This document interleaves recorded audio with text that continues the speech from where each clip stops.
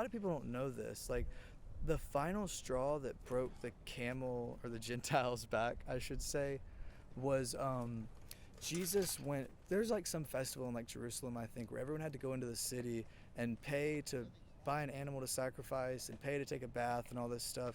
And Jesus went in with a giant whip, and he let all the sacrifice animals out of their cages, and he started whipping the vendors and yelling, "Get out of my Father's house." Mm-hmm. So the Romans, the Jews, the Gentiles, as they say, had him put to death. Yeah. And that's nothing new. If you go against the power structure in whether it's America or Iran, your head's going to get put on a pike. The CIA, which, by the way, everything the CIA does on American soil is illegal. Yeah. But, I think it was 1959 when the CIA overthrew the democratically elected government of Guatemala. And again, you go back to, like, Hawaii, We pulled Don Corleone on King Kamehameha and said either your brains or your signature is going to be on the paper. Yeah. So we're an imperialist nation, but I'm proud to be an American for the right reasons, but I'm also ashamed to be an American for the right reasons, And it's like, I don't want to live in Russia.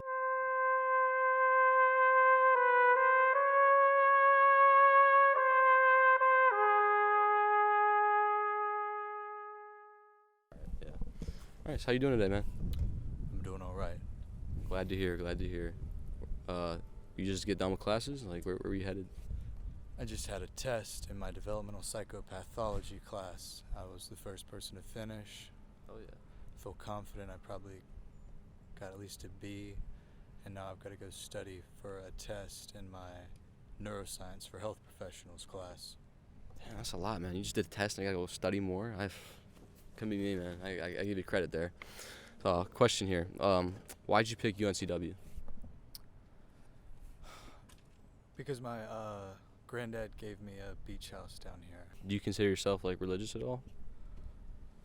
I'm taking principles of counseling and psychotherapy, and I had to answer a question about religion, and to me that has a lot to do with, the universe expands from the black hole until it can't expand anymore, and then it starts to contract and shrink back down, back to the size of a pin. And then my theory and some others is that it expands again. So I think we're just in one of many different iterations of consciousness, one of many worlds, many bodies. Religion's such a loaded term. Like, I was talking about my granddad and Gaston Barnabas Cashwell, my great-great-granddad. Yeah. And he started the Pentecostal revival, and what he realized is that people were like faking speaking in tongues. Mm-hmm. They were going and getting a Bible in German or Latin or whatever and like rehearsing it and then doing that in church. Wow. So, and it says in the Bible, prayer, you should go in your inner room alone and, do it by yourself. So, but I'm a Christian in the sense that I believe in sacrificing myself for the greater good. That's part of why I'm studying psychology. Yeah. But religion is such that's just such a loaded question. Definitely, yeah. No, I kind of just, when I asked that, like, would you subscribe to, like, you said Christianity, so it seems like you would consider yourself. Well, Or no, am I wrong on that? I think humans, one of my like niches is evolutionary psychology. Okay. And I think the problem with a lot of humans is we're still in like a tribal warfare state of mind. Yeah. And organized religion isn't religion. Okay. It's a fashion show. It's, who's the prettiest belle at the ball, or rather the fattest pig at the county fair. Again, it says in the Bible, religion, or at least prayer, should be between you and God, in your closet, basically. Mm-hmm. So, no, I don't really, I don't like to, I'm fine with labeling like gender and race and this and that, whatever, but that's one thing I really don't like to label. Okay. Is religion. I think it's very personal, and again, it's like if you've read the Bible, which I have, and the Quran, and Stephen Hawking's A Brief History of Space and Time, all you can really take from religion is then, the morals and practices. Not all you can take, but I take like some of the morals and day-to-day practices of religion. I think it can help the poor, dumb, illiterate masses by cleaning themselves up a little bit. I don't mean to sound No, I agree with you right there, 100%. I think those morals and stuff are good for most people. I don't think anybody can be an atheist, and you seem like a pretty intelligent guy, so I think if you were... Well, we're all a little bit Yeah. agnostic, and it's all a leap of faith. And it's funny, like that guy who just pushed his bike by, I forget his name, but he was the head of the psych department. And I had a job in there, and I left my grandfather's big Quran on my desk. Yeah. And they basically fired me for that. I mean, there was some other stuff. Yeah, that guy's a real POS. So I know how it feels, you know, to like my grandfather's like sort of deathbed confession was that he was a Muslim. A lot of people are really scared of Islam because of like our notions around 9/11 and around jihadists, and really some Muslims are just like 500 years behind the Christians, because if you look at the Crusades, ISIS hasn't done anything nearly to the scale of the Pope forming a transnational army and going to sack the Middle East, because it wasn't about the Holy Land, it was about resources, and it still is. You know, so it's just like global trade winds, blah, blah, blah. People in this part of the world, you know, in Switzerland matter more than people in Myanmar. You know what I mean? Yeah, I get what you're saying, definitely. And then again, you know, religion is hijacked to, like in America with Cain and Abel. You know, Cain murdered Abel, you know, it was the first fratricide, and there's kind of this weird, it's a little esoteric, I don't know how much time you'll have, so I won't get into it. No, you feel free, say as much as you want, man. Well, basically, Christians who were proponents of slavery said that black people were descendants of Cain, and because of that, they had to be like domineered. Yeah. And so that's why I don't ascribe to any particular religion. Okay. Because it's you know, I mean, but the Quran's a good book. And there's like some festival in like Jerusalem, I think, where everyone had to go into the city and pay to buy an animal to sacrifice and pay to take a bath and all this stuff. And Jesus went in with a giant whip, and he let all the sacrifice animals out of their cages, and he started whipping the vendors and yelling, "Get out of my Father's house." Mm-hmm. So the Romans, the Jews, you know, the Gentiles, they say, had him put to death. Yeah. Yeah, and that's nothing new. You know, if you go against the power structure in whether it's America or Iran, your head's going to get put on a pike. I mean, the CIA, which, by the way, everything the CIA does on American soil is illegal. Yeah. But, you know, I think it was 1959 when the CIA overthrew the democratically elected government of Guatemala. And again, you know, you go back to, like, Hawaii, you know. We pulled Don Corleone on King Kamehameha and said either your brains or your signature is going to be on the paper. Yeah. So we're an imperialist nation, but I'm proud to be an American for the right reasons, but I'm also ashamed to be an American for the right reasons, you know? And it's like, I don't want to live in Russia. You know, I'd rather live here than there and, you know, have some more prosperity for both myself and my posterity. Yeah. But at the same time, we as Americans need to, like, a lot of us are in a really good place to where we can either really help ourselves or we can look at the whole big picture. And, you know, the problem with like white, like Western Buddhists is they're more concerned with feeling like good people than actually like doing deeds and being good people. Exactly. Like, if, you know, I have a lot of ideological differences with the Catholic Church, but they're one of the biggest charities in the world. Yeah. I consider myself, you know, a Buddhist in some sense. A lot of like white people or just people in general of like a higher socioeconomic status know that their luxuries and joys have been built on the backs of others, and that they want some internal peace or contentment, and they want to feel like a good person without actually doing anything. So they meditate, and I don't know, it's sad. No, that's how I that's what turned me away from Christianity for a while. I felt like a lot of Christians would just go to church and worship, and that's all I've done. I give my money, I go there, I pray, I sing a little song and dance, and that's all I do. And then I go out in the world and I commit all these sins. I cheat on my wife, I beat my kids and all this stuff, and it's like, you're missing the whole point. You don't go to church to go to heaven. You try to be the best person you can be and follow God's teachings to the best of your ability, because they're hard. I mean, Jesus asked a lot of hard stuff of us, That's why you got to do your best to Have like. you read the Sermon on the Mount? I'll give you a real brief synopsis. In Jesus' Sermon on the Mount, he says, people will come to me, the celestial city, and I'll say, but you didn't clothe me when I was naked. You didn't feed me when I was hungry. You didn't take care of my kids when I was in jail. Yeah. And they'll say, but Jesus, if I'd known you needed those things, I would have done it for you. And he said, you didn't do it for the least of these, so you didn't do it for me. Yep. Like slave owners deep down know that there's no real difference anatomically and neurologically between, like deep down I believe they really know that there's no difference between black and white people. So if they're willing to enslave black people, they're willing to enslave white people. Yeah. Or anyone else. So I think it was also like fear too with like black people. It's like it's different group of people. It's like they look different from me. I'm afraid of them. Well, it's interesting you say that. Malcolm X said It that sounds very much deep-seated like it. in No, I the think that the guilt subconscious mind of complex every of the white American man white is a man is so fear that the profound black man will until rise when you up begin to and do analyze unto the white man as the white man real did unto him. So yeah, it's interesting you say that. Again, that gets back to kind of like the whole like rich white Buddhist thing. Where like they know that their luxuries are built on the backs of other people, and so they want some internal peace without building external peace around them. Yeah. Like broadly on a macro level. That breeze feels nice. It's a nice breeze, yeah. Man, A spider on my wow. Go. Jesus Christ. No, little friend. I do not want to be. There you go. You got it. Anyway, like Tupac said, okay, like he was meeting rappers and rich people and stuff. It's like, okay, you've got 5 houses. Do you really need 5 houses? Can't you just have 1 house? Can't you just have 1 car?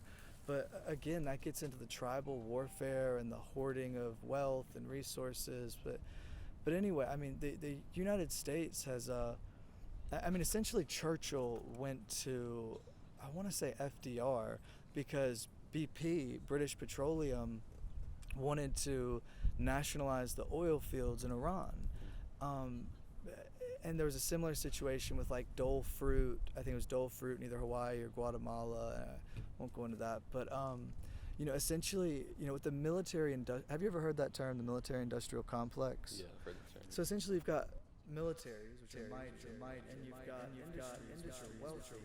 And that's a good combination. It's an effective combination, I should say. But, good is kind of relative because, that spider will get eaten by a bird. And then when the bird dies, it will fall into the leaves and decompose and feed the soil. And then another spider will come along and eat. There's cycles, and I don't think we, especially as psychologists, need to get so into defining good and evil, especially when looking at things through an evolutionary psychology lens. But what we do need to look at is extreme power imbalances. And wouldn't you say that's evil though? Extreme power imbalances? You don't think there's any good or evil in the world? Well, just like I said, I don't like to label myself with a particular religion. I don't like to label semi-intelligent apes so fatalistically. Semi-intelligent apes so fatalistically. Okay. And again, is a bird that eats a spider evil? Is the soil that subsists off the bird, is that evil? Yeah. Or is that just nature? Right. So is it just nature for America to combine their militaristic and economic might to go and, because we've gone around and disbanded armies and nationalized. It's like the reason you had Al-Qaeda was we went and disbanded an army and nationalized the oil fields, so people lost their careers and we left them with no way to make money. Yeah. And then you get Al-Qaeda, and then you get ISIS, and yes, I'm horribly afraid of them. This past 9/11, I was sitting at the house. I went out and stuff, but just the whole day I was thinking, man, I really hope there's not some weird like terrorist attack, like. Because that happens on anniversaries of other attacks, and that shit scares me, and that is easy to call evil, and Definitely. but I think we need to look at at the causes and integrate everyone into society so that they've got a chance to make some money, to have a wife and kids, or whatever. You know, when we strip people of their economic agency, because it's all about money. Yeah. You know, and what I was talking about with, you know, like BP, you know, was having issues with Iran and went to Churchill, and you know, Churchill and MI6 couldn't really get it done, so I think they went to FDR, who kind of went to the CIA, and you know, I don't know, it's just bad. It's really bad the way America's gone around the world. And Also, if you notice all this bad, that's kind of what I was hinting at earlier, and you also talked about like we're just one black hole expanding in one form of consciousness. If you think about it like that, I think it's really depressing, and like a lot of this like bad stuff goes on. How do you there's no find solace in like what's the point of living then if everything's bad and we're all just one part of consciousness? I feel like if you had God, a lot of those people, if they had God in their life, a higher power that would judge them for what they do and was telling them to do right and not do wrong. Because everything in the world, every inclination you have is to do evil, right? I mean, why would you not? It's the easier, quicker way around. I disagree, and as to your question, it's not all darkness. You know, have hope, but one thing to remember is that, Where does that hope come from, though? well, sunny days wouldn't feel so special if it wasn't for rain. Joy wouldn't feel so good if it wasn't for pain. And the darkest place is right beneath the candle's wick. But no, I just, you know, there's no meaning to life. Yes, bad things happen for good reasons and for bad reasons. You know, like I said, my dad's a district attorney, and, you know, he says, yeah, sometimes bad things just happen for a bad reason, you know. But I heard something a long time ago that before we come to this life, we see everything before us, all the good and all the bad, and we pick the life we want. And, you know, we can take it, you know, protein balances, neuroplasticity, you know, we can handle everything life throws at us and more. Like, I do go to a church a lot. I'm the only white member of an all-black congregation, and because that, you can just feel the spirits in that room. And Definitely, yeah. How do you feel like being in a all-black congregation and the one white person? Do you feel anything or no? I mean, they're very ingratiating to me. Okay.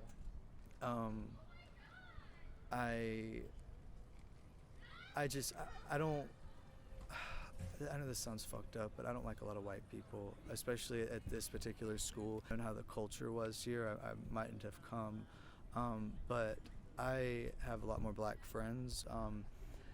They are more humble, and it's like when you're in a white church, it's like everyone's just like, shit, we got to do this another week. But when you're in a black church, it's like a celebration, like, we made it another week, we get to keep going another week. So, and I remember one thing one of the ministers said. She said that when she was going through a really hard time, what she remembers when she's going through a really hard time is that God won't put her through more than what she can take. And intellectually, I don't really believe in God. I want to, you know, like, I consider myself a Muslim and a Christian in ways of, you know, sort of cleanliness and morals, and, you know, just living a righteous life. Yeah. But I don't really know that. That's kind of hard. But one thing I will say is, you know, that's a neuroprotective factor. Her thinking that God won't put her through more than what she can take, that means regardless of what she goes through, even if it is kind of more than what she can take, she feels like her God's looking out for her and protecting her, you know? And I don't know. I wish I had that. I do have that in my own sense, you know, just knowing about, like, behavioral neuroscience and evolutionary psychology and believing in evolution. I know that we're creatures of chance. You know, we sprang from the nutrient-rich primordial ooze, and this is all just by chance. And I think that makes people really uncomfortable. Definitely. Yeah. And the idea of, you know, reincarnation should, I think, be applied to economics in the sense of, even if I don't really believe in it, like the stuff with like the universe, like expanding and contracting like that, you can look up like radiationally and geometrically, you can do your own research there. Yeah. But I don't know.